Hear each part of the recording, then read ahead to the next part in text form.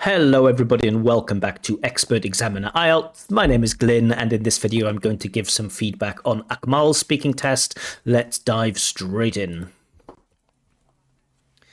Good evening, my name is Glyn. Would you please tell me your full name? Okay, my full name is Akmal Boymurad, but you can call me just Akmal, as my friends do. Cool. This, as my friends do, is completely unnecessary. This is just an identity check, right? It's not part of the test, but let's start. But yeah, fine. Thank you, Akmal. Now, in this first part of the test, I'm going to ask you some questions about yourself. Where do you live? So we've seen this with many candidates. Even before the candidate has said a word, there's a thing of judgment. So IELTS speaking test judges your ability to communicate in English in, a neutral, maybe semi-conversational style. When people ask us basic questions about ourselves, we don't respond with, okay, unless the answer is yes. Like, do you like rock music? But when it's like, where do you live? We don't do that. I do that when I'm speaking Chinese because Chinese is one of the languages that I don't know very well. I'm really bad at Chinese. And so the majority, 99% of the time, when someone asks me a question in Chinese, I don't know what the hell they're saying. But sometimes they might ask me, like, are you British or do you speak Chinese? And I go, And so when you respond to questions in this way with it's kind of saying like my brain doesn't readily absorb your question. I need a bit of time to process, to think about the question and then make a confirmation noise like ding, question has been understood. So it might just be just a part of the candidate's fingerprint language, just a style of speaking, but I would certainly recommend fixing that. And I'm saying this because this isn't the only part in the test, and you will see it. This isn't the only part in the test where the candidate does this. Currently, I'm living in Tashkent, capital city of my country, Uzbekistan. The capital city of, but okay. Which is located in the southern part of my country, yeah. Okay, again, it sounds a little bit rehearsed, a little bit like a memorized answer, but okay, the first question always sounds a bit like that. Let's keep going. What do you like most about living in Tashkent? Don't need it. So in Tashkent, there are a lot of opportunities for people, especially for students like me. And so I think the most I like is the opportunities, yeah. So a bit of repetition of ideas, but also a lack of specificity, right? There are a lot of opportunities. For example, what do you mean when you say there are a lot of opportunities for students? Well, what does that mean? Do you mean like there are different places where you can study, or there are like lots of different good universities, or lots of like scholarships available? What exactly do you mean when you say lots of opportunities for students? So a bit more detail would be nice. What kind of opportunities? Okay. Okay, we don't need it. And in general, it's part one. It's not going to affect your score. Your score will be judged over the whole test, so don't worry about it.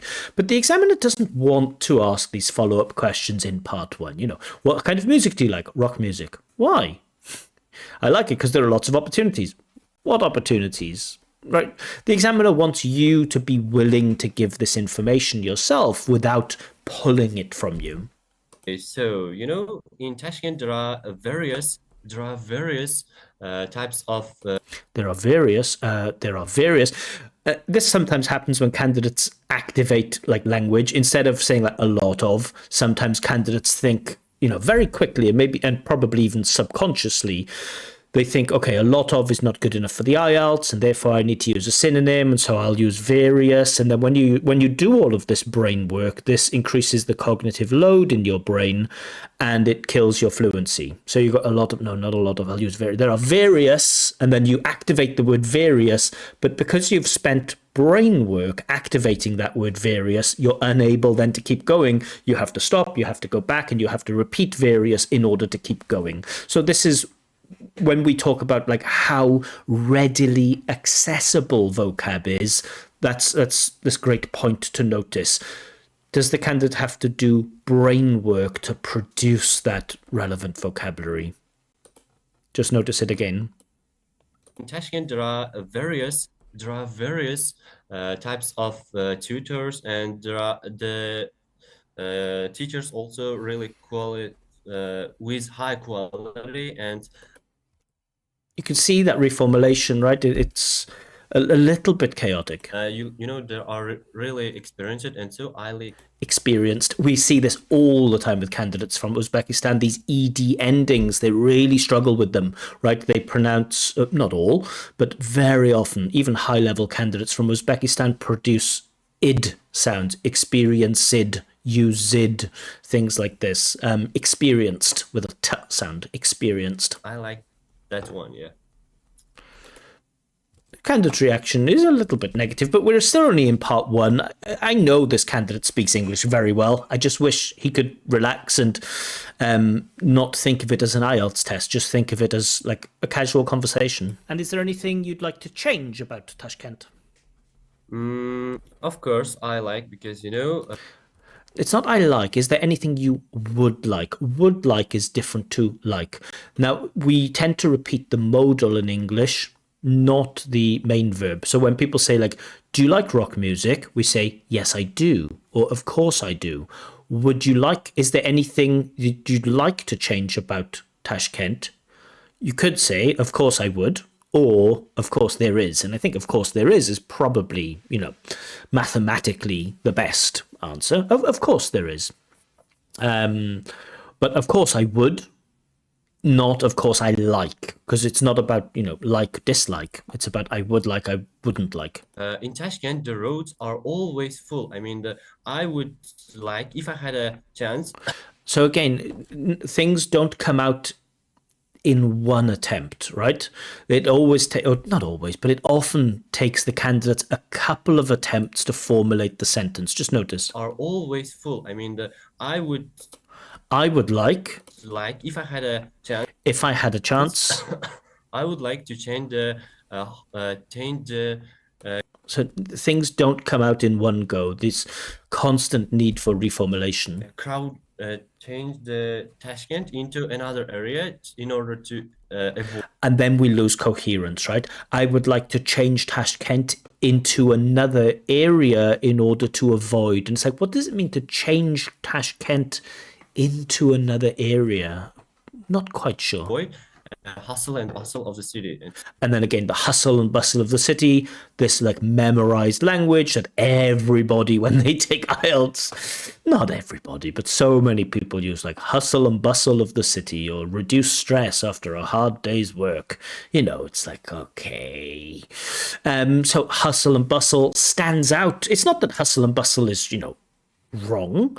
It's just sometimes it's noticeable when what candidates are doing with vocab, whether it's natural part of the communicative repertoire or whether it's a little frozen expression that candidates are specifically activating because it's an IELTS test. Now, some IELTS examiners might like it. Some IELTS examiners might see it as good range of vocabulary.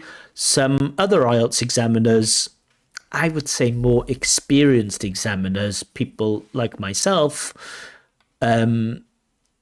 we like natural use of vocab a lot more. So it's like, well, hustle and bustle is fine, but is it really appropriate? And I've made the point many times, if the candidate's vocab, if candidate has a great range of vocab, but it feels too forced, it feels like they're pushing this vocab, I just don't award more than a 7 for this, because, for an 8 or above, really want to see that language is readily available and a natural part of the candidate's communicative repertoire. So please don't think that I'm saying that hustle and bustle is wrong. It's just, for me, it's overused, and it's not generally. I don't hear it and think, oh, that was appropriate usage. So I think, Tashkent is really crowded. Yeah. Yeah, so quite chaotic, right? Lots of complicated ideas.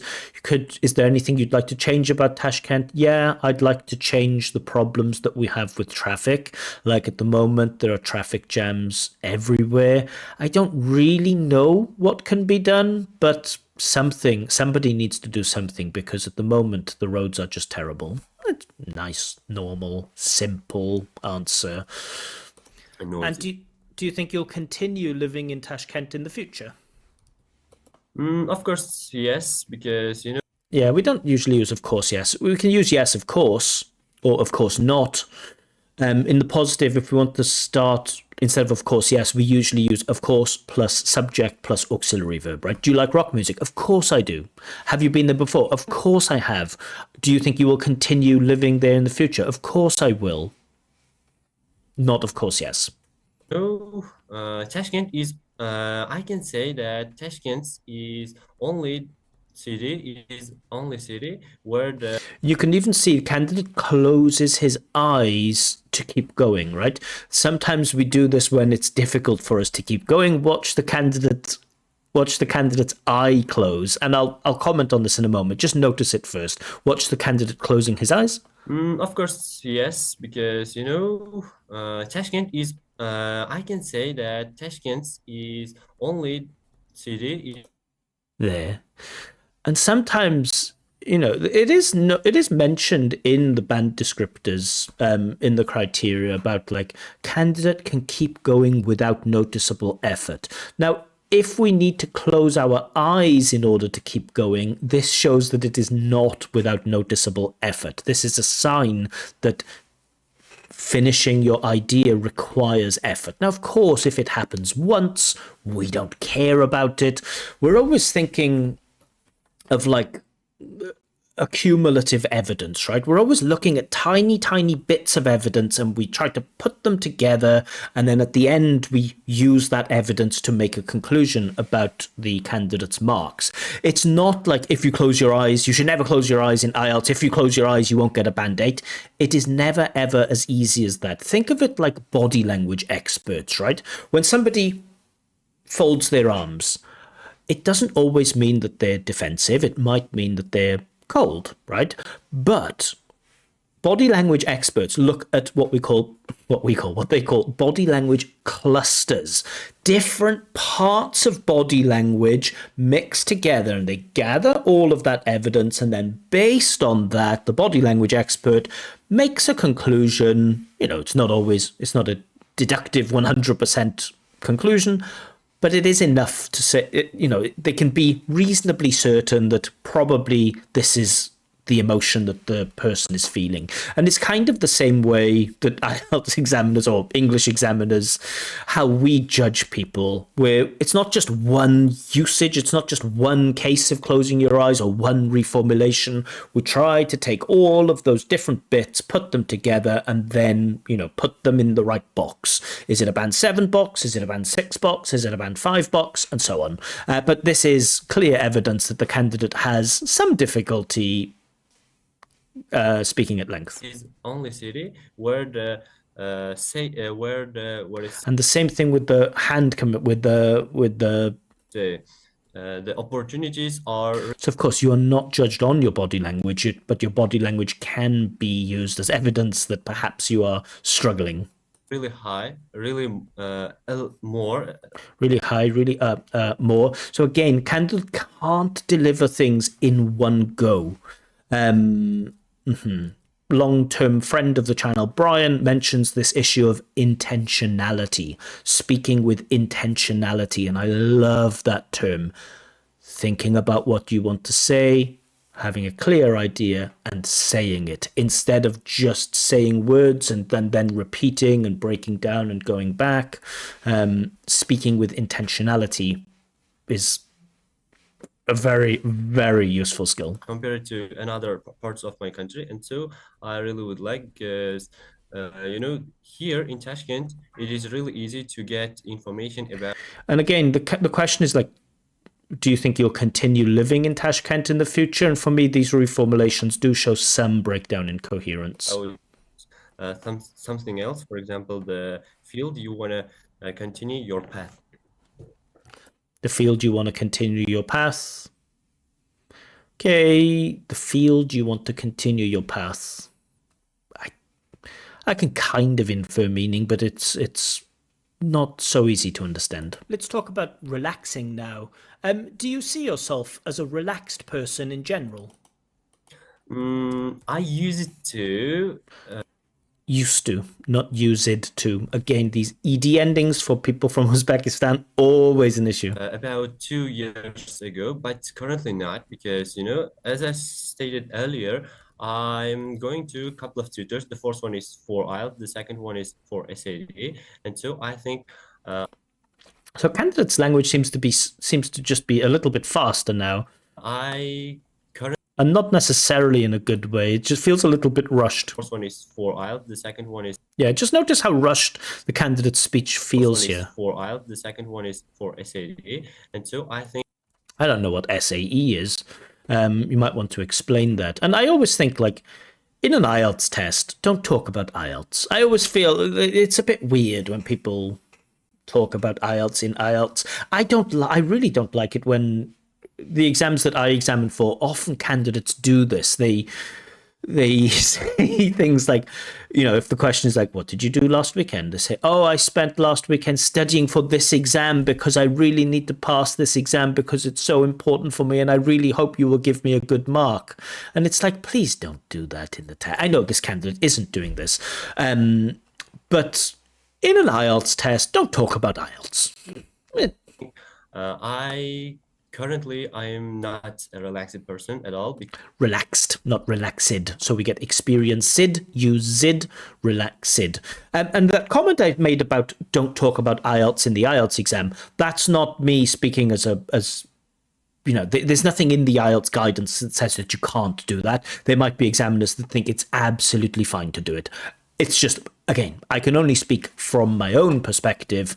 I personally don't like it when candidates talk about the IELTS exam in the IELTS exam.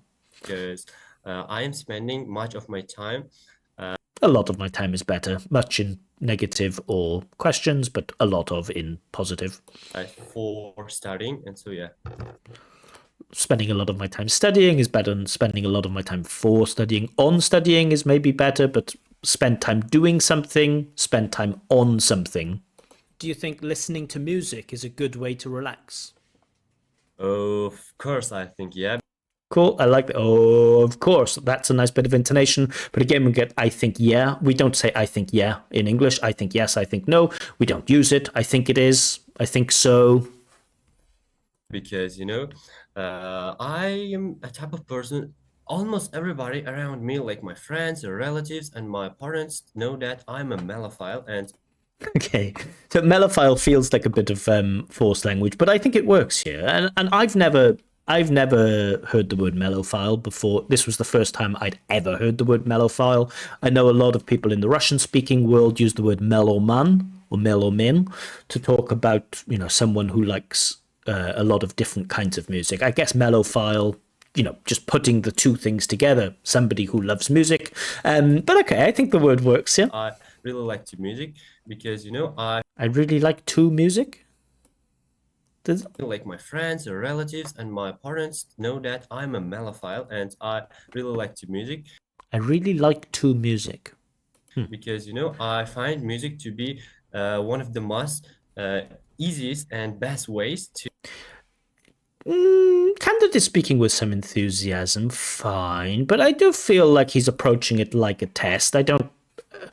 I'm suspicious over whether this is the candidate's real position. Maybe it is, or if he's just, I find it to be one of the most. These are kind of common constructions we see from people who are like trying to hack IELTS. the most easiest and best ways We don't say most easiest, we say the easiest. to get relaxed. And so I like music because it gives you it helps you to get rid of your stress. Okay, so the development is okay. It's a little bit repetitive, but candidate does speak with confidence. And apart from music, what are some other things that help you to relax? Mm-hmm. Okay, we're back to that. Don't need it. I would say reading a book can be a really good way to get relaxed because it is really So there is a problem with stress timing. There is a problem with the rhythm of the candidate's speech here. helpful for both for studies and for your leisure activity. And so I think reading a book is one of the best ways. Yeah. Yeah, but you haven't really. You said that reading a book is a good way, but you haven't really explained why, right? You've spoken a lot and you've used a lot of words, but you haven't really explained really why. Now let's talk about writing. Do you like writing? I don't really like, but I have So like is a transitive verb. We kind of need that object. I don't really like it, or I don't really, but not I don't really like. So I don't really, fine. I don't really like it, fine. But I don't really like. to because, as I stated earlier, Oh, did he say I don't really like to? Maybe he did. Hold on. yeah. Now let's talk about writing. Do you like writing? I don't really like, but I have to I know I don't really like, but I have to. because, as I stated earlier, I am preparing for getting a certificate of IELTS, and Again, I don't need to talk about IELTS in the IELTS exam. in order to get a higher band from IELTS, every student has to write in high quality, and so I'm writing, and I So clear problems with the rhythm of the speech, right? You can notice it. get a higher band from IELTS. Every student has to Everybody, every student. Okay, why just stick with everybody or start with every student, but we don't want to fight over each word. Like everybody, every student. These reformulations are really negatively influencing your fluency. write in high quality, Right, in high quality. So stress timing is off. and so I'm writing, and I write a lot. Yeah. Yeah, so kind of again, you get a lot of repetition of ideas. I write a lot, I write a lot, I write a lot, I write a lot. And what kind of writing tasks do you have to do at school? At school, I don't have a lot of writing tasks to do, and they can be some essays and writing task ones for What does it mean, writing task ones? Do you mean in the IELTS? In the IELTS ideas, or in the IELTS sense, or what? Some writing task ones, some essays is fine. examinations. Apart from them, I don't think that I have a lot of writing tasks to do at school. And really, you don't do things like writing poetry, writing stories for your, like, I guess you study Uzbek language, or literature, or something like this? No? Are you good at creative writing, like writing stories or poems? Of course, I am because I love it. Of course, I am. Finally hits that, of course, plus subject plus auxiliary. And again, nice positive intonation. I'm a type of person who is really imaginative because Imaginative. So some of these words that often they are words that end with ate in English, like communicate, but we don't say communicative. We say communicative. So we have a stress shift. Trying to think of some other words that end in ate and have ative at the end.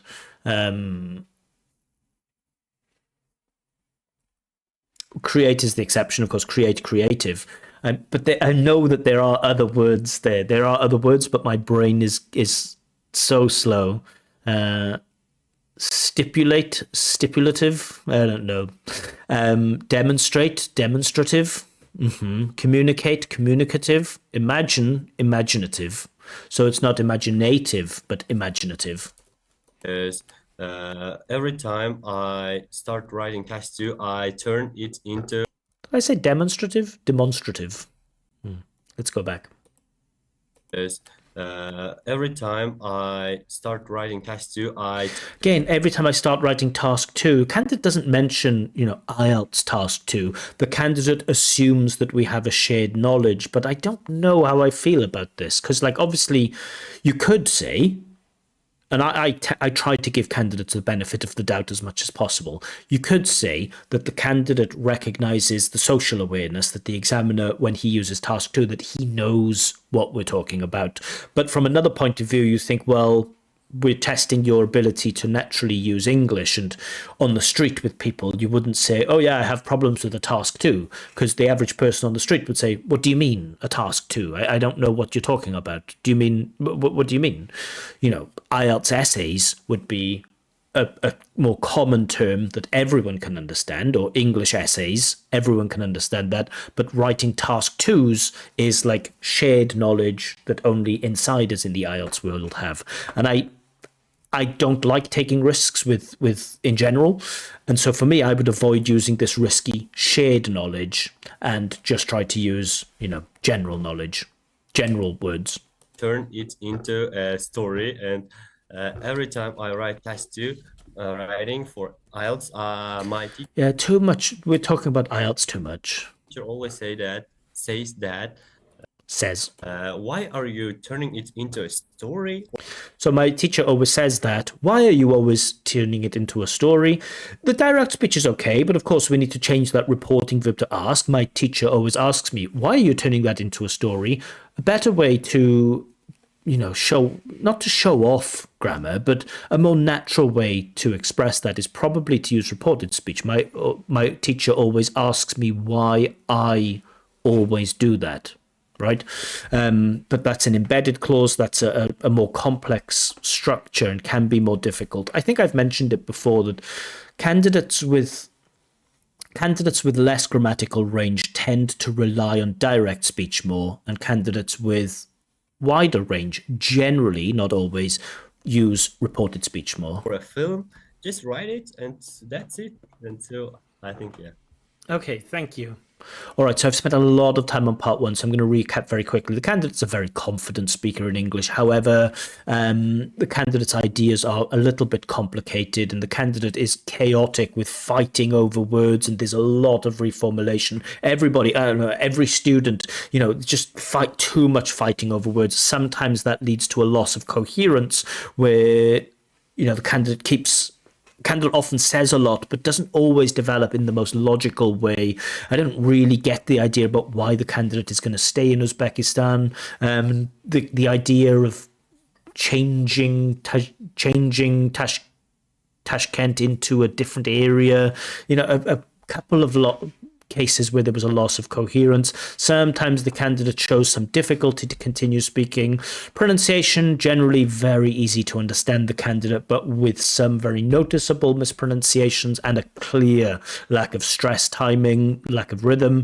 Vocab is good, but at times feels forced. Grammar is very, very accurate, apart from some small things like with ellipsis and with maybe we do have a bit of a systematic error, although of course I am he used once, and it's like, oh cool, because we got of course yes, I think yes, and it's like, well, 4 mistakes with it, but then of course I am shows that there is some knowledge of that grammar, and that will be key when I'm deciding between, to get a band 8 we can't have systematic errors in grammar, but lots of error-free sentences. That's for sure. Anyway, let's get into part 2. The candidate needs to talk about an online video that he's watched recently. It's to give your talk. And one thing I will say, you can't see it in the video. Before the test, I always tell people, like, okay, in part 2 you'll have a chance to take notes. So, if you have a piece of paper and a pen, if you don't have it, get it now because you'll need it during the test. And, the candidate showed me the pen and paper. Cool. But watching him in the preparation time, he didn't take any notes at all. And, you don't have to take notes if you don't want to. I strongly recommend taking notes for part 2. The candidate is, very well trained in IELTS, right? The candidate obviously is familiar with this test, knows all about IELTS, spends a lot of his time preparing for IELTS. I think, why hasn't his teacher taught him how to take notes during this part 2? Because it's such an important thing. But okay, and I will let you know when the time is up. Can you start speaking now, please? Of course. So now I would like to talk about an online video I have watched recently. Okay, you're just repeating the words from the prompt, but okay. On the platform called YouTube. And so this video was an interview, I can say a podcast, which was held between my... Did we hold podcast? A podcast that was held?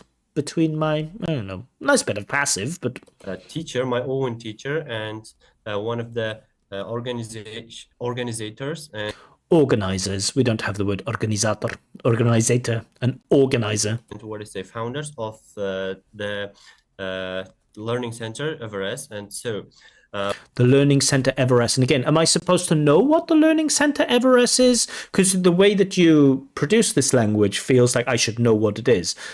If you word it in a different way, oh, he works for one of the guys who was interviewing this person. He's from an organization called Everest, which is like a training center. It helps to prepare people for IELTS, right? So you should explain what those things are. my teacher's name is Sirajuddin Malikov, who is no idea. The name. If you're pronouncing names that are not English names, you should pronounce them clearly, right? I would never say to you, I have a friend called Llywelyn. I'd say I have a friend called Rhys, and the surname is a bit strange. Llywelyn, right? Showing that awareness. I listen to it again. His name is Sirajuddin Malikov. Sirajuddin? Is that his name?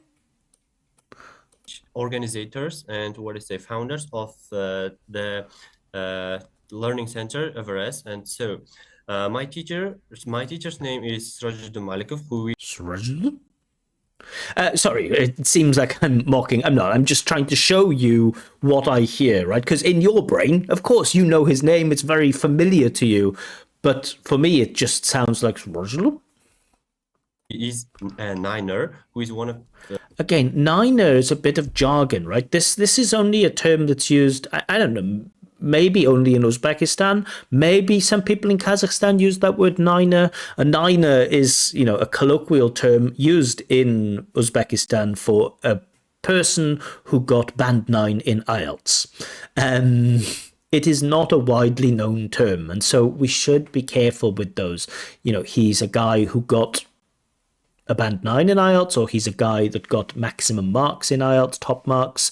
But again, why are we talking about IELTS in the IELTS exam? The niners in Uzbekistan. And so the interview was about his path and about the advantages and disadvantages of preparing for IELTS. And the advantages and disadvantages of preparing for IELTS. So I have watched this video because I have watched. Again, we get that experienced, used, relaxed, and now we get watched. I was really interested in IELTS, and I'm in it, I can say also, because I'm currently preparing for it. And I'm in it? What, the video? And teacher just the teacher stated all of the advantages and disadvantages, and I think it was the teacher stated the advantages and disadvantages of preparing for IELTS. Well, I don't know. The advantage of preparing for IELTS is that it helps you to pass the IELTS test. The disadvantage to preparing for IELTS is that it takes a lot of time. I don't know. The advantages and disadvantages of preparing for IELTS. Do you mean like the tips, the do's and the don'ts, or the advantages and disadvantages? Really beneficial for me, and okay, beneficial, fine. Also, he has listed some. Yeah, I think past simple is probably better. You're telling the story. We often use present perfect with recently, but then we drop back into past simple. So I've watched a video recently, and in this video, one guy spoke to another guy, and he said that it was good. So, bit too much present perfect here. We should be in past simple. Ways to get higher bands in a shorter path, in a shorter way. Of course, it's not for me to comment on the content of this video, but getting a higher band with a shorter path doesn't exist. People make these IELTS videos like get a band 9 quickly, not because they know how to get a band 9 quickly. People make those videos because those videos get a lot of views, because a lot of people want to believe that, they can take the short path, take the easy path and get the highest marks. yeah, I'm not here to comment on that content, but there is no fast track to getting Band 9 in IELTS. And he mentioned that every Again, mention it, just mention it instead of mentioned. student has to listen to his or her teachers, Okay, because teachers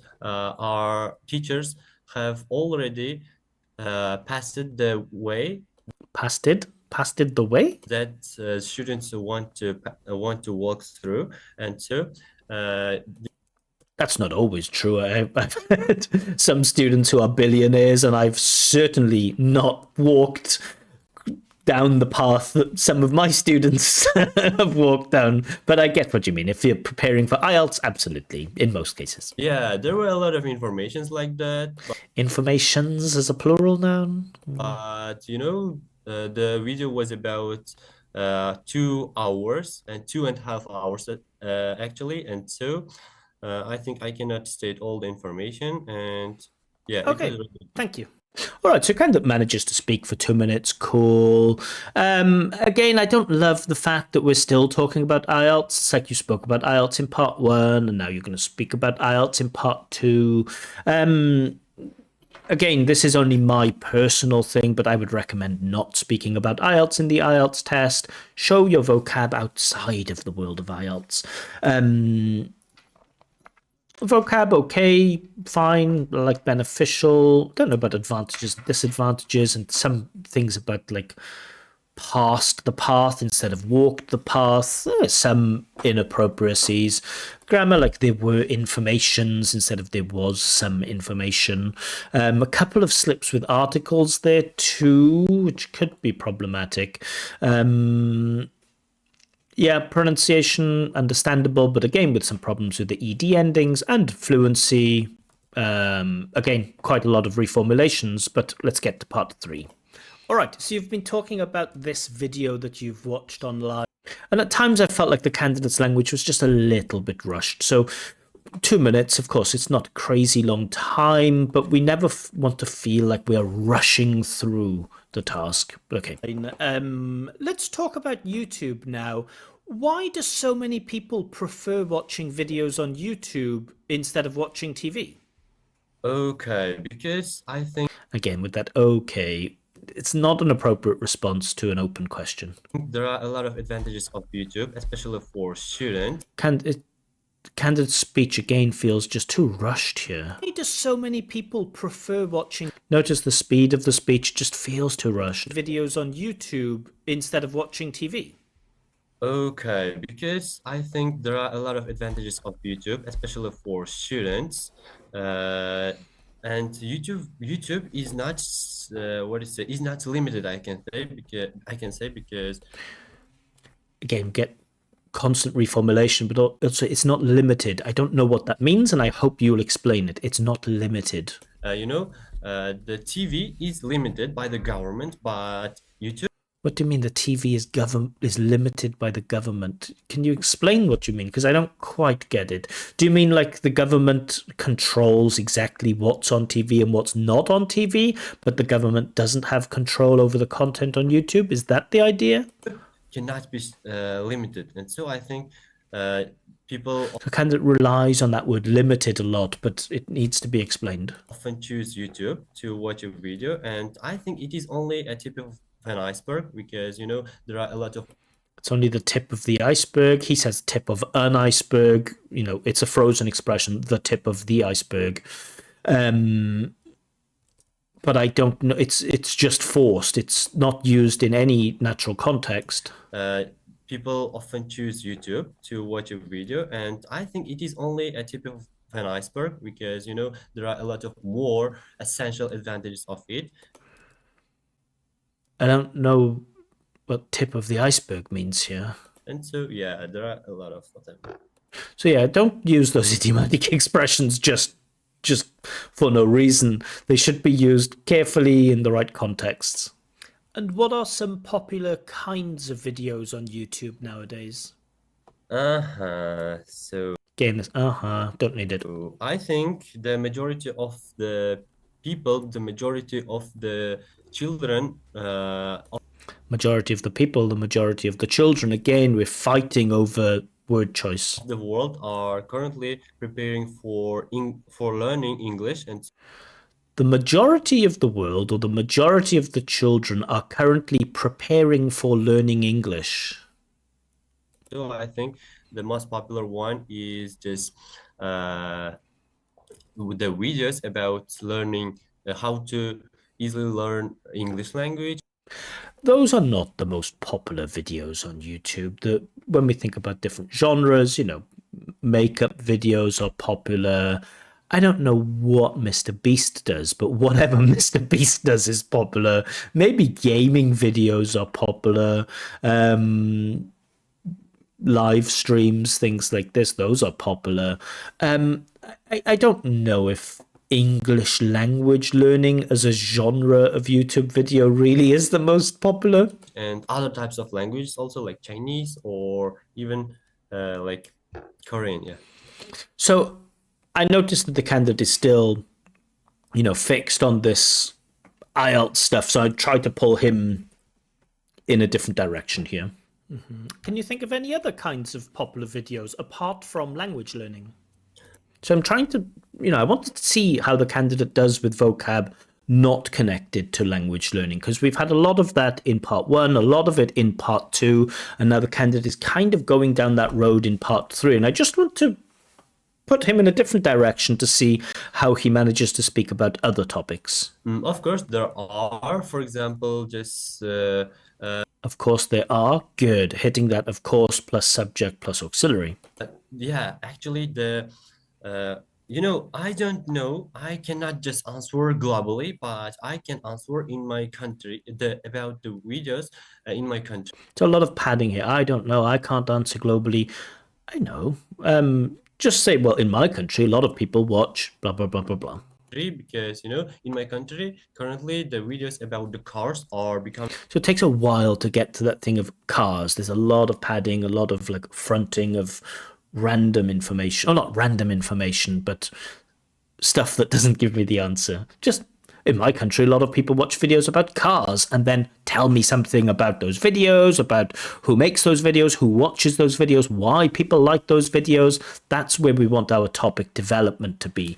We don't want to speak around a topic before and then give the answer. We want to give a direct answer and then go into detail. Really popular daily, and so I think the videos about the cars.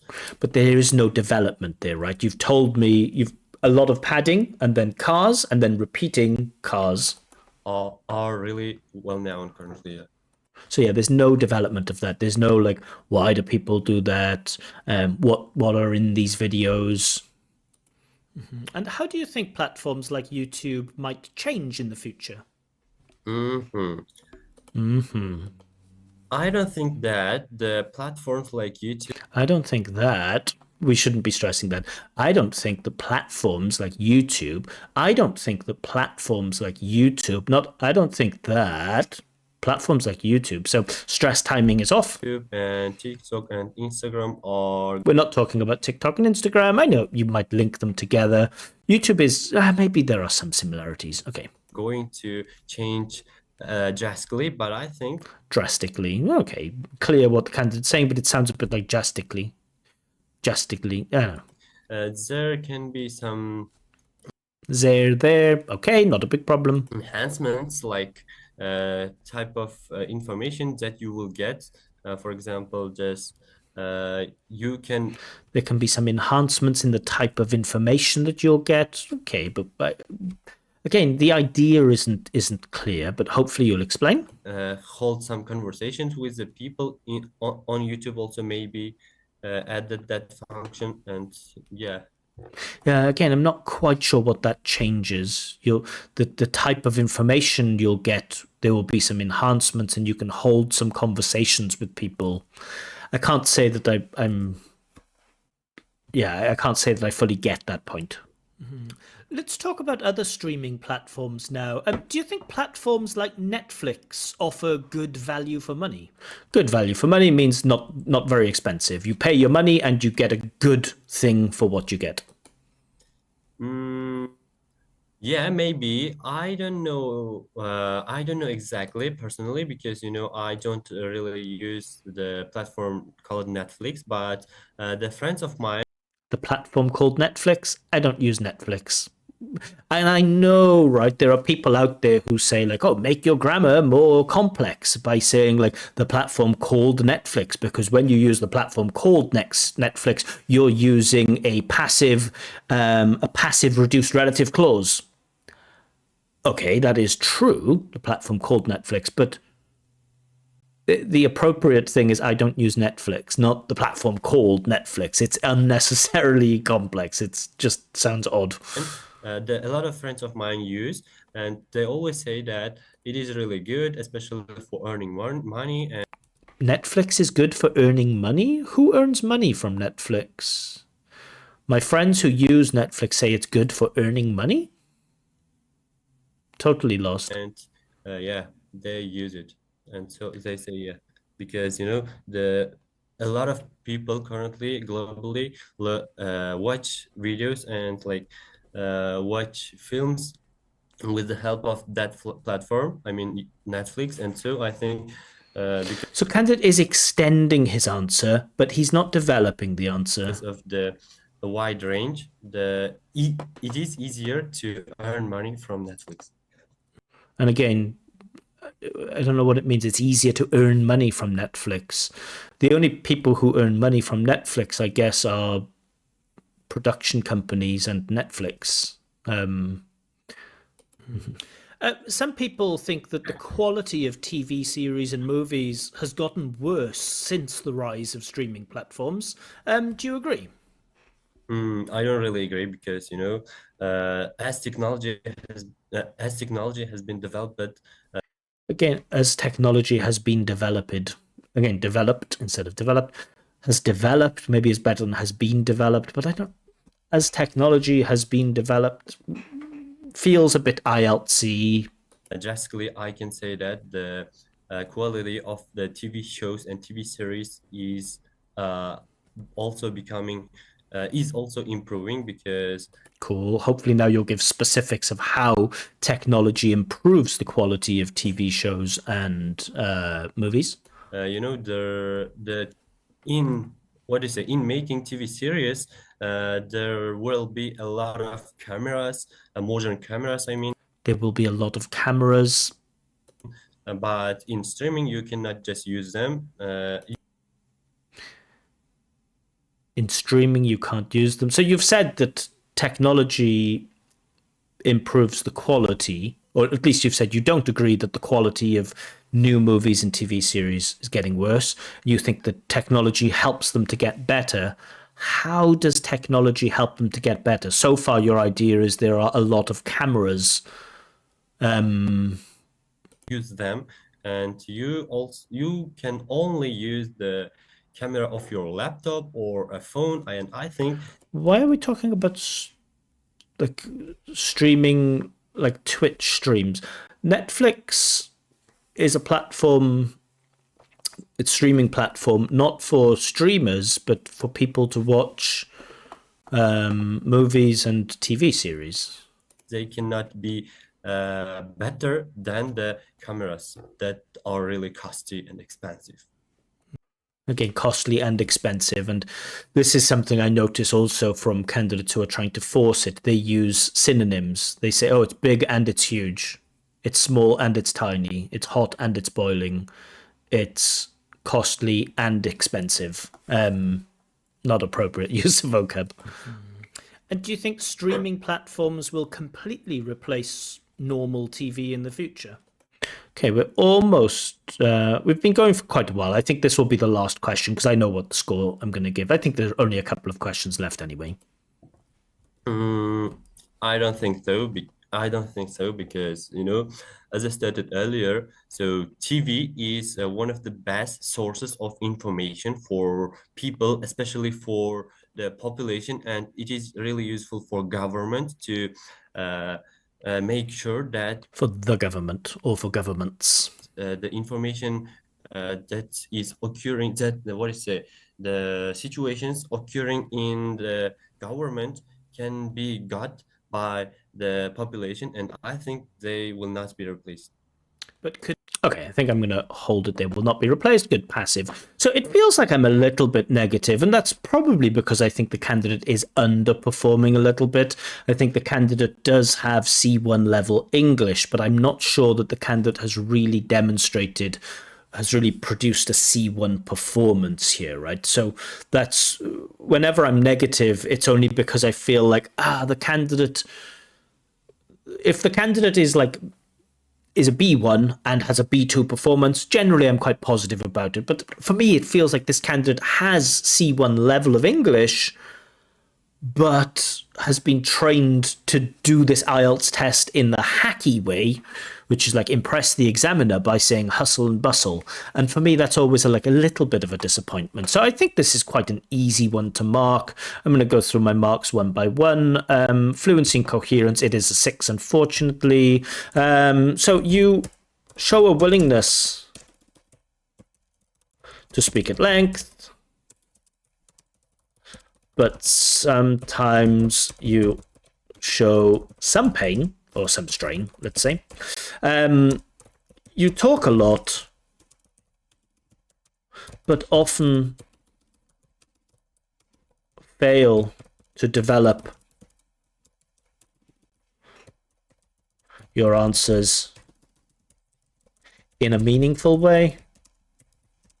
Sometimes a big problem, there is an almost constant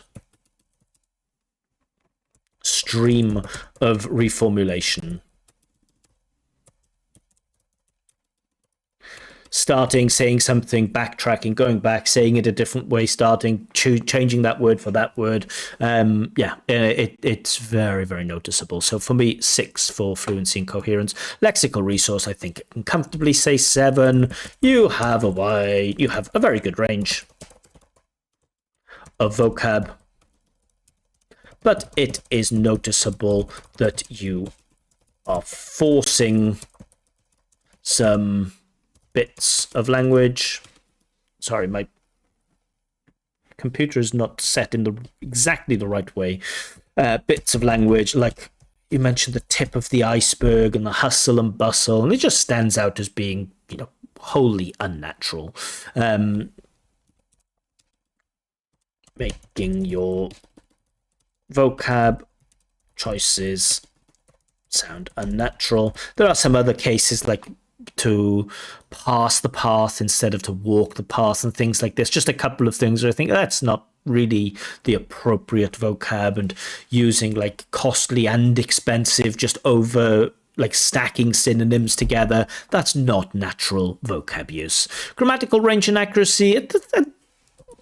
When I was doing the test, afterwards I said to the candidate, there's probably enough for an 8 in there. And for range, there probably is enough for an 8. But I just noticed, quite a few of those mistakes with articles. Seems like a systematic error. So I'm going to award the 7 for this. You have a wonderful range of grammar. You use a lot of complex sentences, simple sentences, fine. Complex structures like in making videos, people, blah, blah, blah, blah, blah. Really nice little clauses like this. You show a lot of passive clauses and relative clauses and things like this. That's nice. A wonderful range of grammar, that should say. However,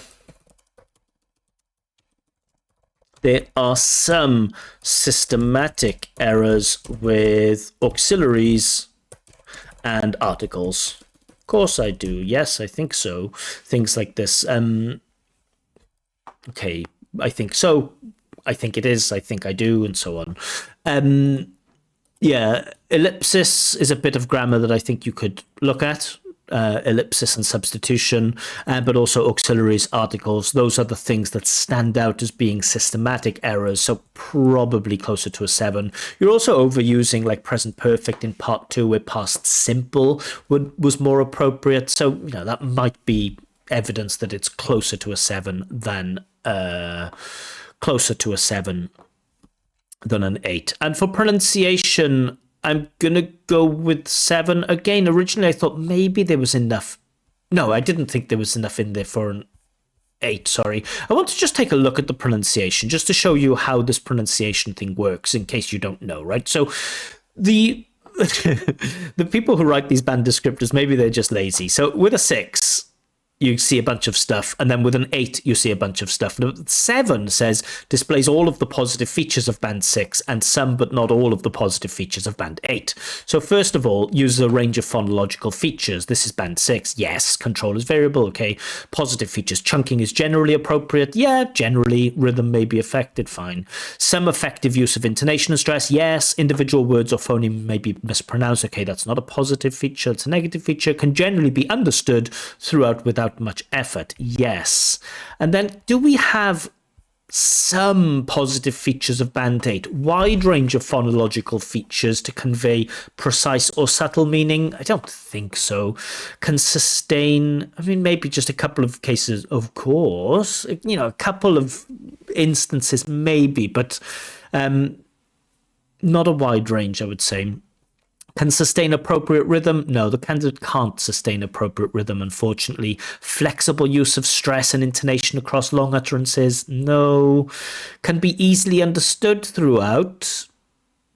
Yeah. Accent has minimal effect on intelligibility? I would say yeah. And so, you know, for that, I do think in spite of the fact... despite the candidate having some noticeable errors with pronunciation, I think there is enough in there for the 7. So it is easy to understand. Almost everything, everything that you say, you show some intonation in places, but there is a clear lack of sentence stress. Clear lack of appropriate sentence stress. You have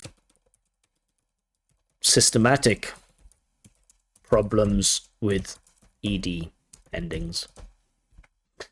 And so, overall, you know, I do feel like this is a C1 candidate. If candidate took a grammar and vocab test, he'd probably get C1, but because of those problems with all of those reformulations with fluency and coherence, brings the candidate's score down to a score of 6.5. Areas of improvement. The first one, you have to speak with greater intentionality. And as a follow-up to that, you can't fight so much over each word choice. It just feels a lot like you say something and then you change your mind and you want to change it to something else, and then you want to go back and you want to change it and reformulate and restructure. It's too much and it gets in the way. Keep your ideas simple. Learn how to answer a question directly and then develop. You have too many answers where you have development, answer, right? Oh, I can't say globally because I don't know about all of the genres of videos that people watch in the world. However, if I had to say something about my country, I think in my country right now, a very popular genre of videos is cars. So yeah, cars are very well known in my country. It's like, that isn't development, right? Development is... a lot of people in my country watch videos about cars. Not sure why they do that, but you know, they watch these videos where like they have an old car and then a mechanic comes and like makes adjustments to the car, like maybe they put a new spoiler or they spray paint it a different color and they do make some modifications to the engines, and then these cars become better. And you know, mostly it's men that watch those type of videos, but you know, I do know some females who do it too. That's development. Fix your problems with ed words, and also don't speak about IELTS so much. And one more, don't respond to questions so much with okay,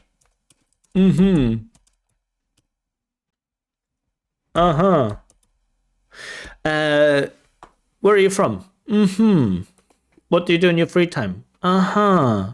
Yeah, try to cut that out. That last thing, it's not going to affect your score much at all. I just think, it's one of the issues you have is that your communication doesn't feel very natural. You obviously know English very, very well, and someone your age, you've made huge progress in English, and you should be incredibly proud of how much progress you've made in English.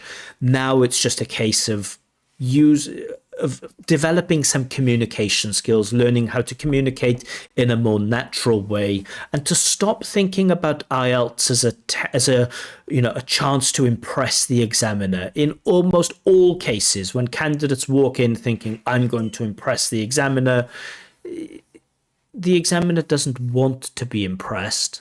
The examiner wants to judge your ability to use English in a natural way, in a casual to neutral conversation about a variety of topics. The examiner isn't going to go, ooh, hustle and ooh, tip of the iceberg. We're not that. I know there are lots of YouTube videos that say that we are like that. We're really not. Don't do it. Anyway. So those are my thoughts. Overall, a score of 6.5. But I do think the candidate's natural ability in English is higher than that. I do think the candidate is a C1 user of English, but the performance is 6.5, just below that. So yeah, those are my thoughts. Let me know what you think. Am I too harsh? Am I too generous? And if you'd like your own free practice speaking test with feedback, or if you'd like me to check your IELTS writing, I collect my candidates from two places. The first place is my Telegram channel, Expert Examiner. The second place is my Facebook group, also called Expert Examiner IELTS. A link to both of those groups are given in the description. Candidates are selected purely at random. Of course, if you don't want to go through the randomization process, if you'd like to pay for a speaking test or a writing check, information on how you can do that is on my website, expertexaminer.com. And again, all links are given in the description. More videos coming soon, but for now, bye bye.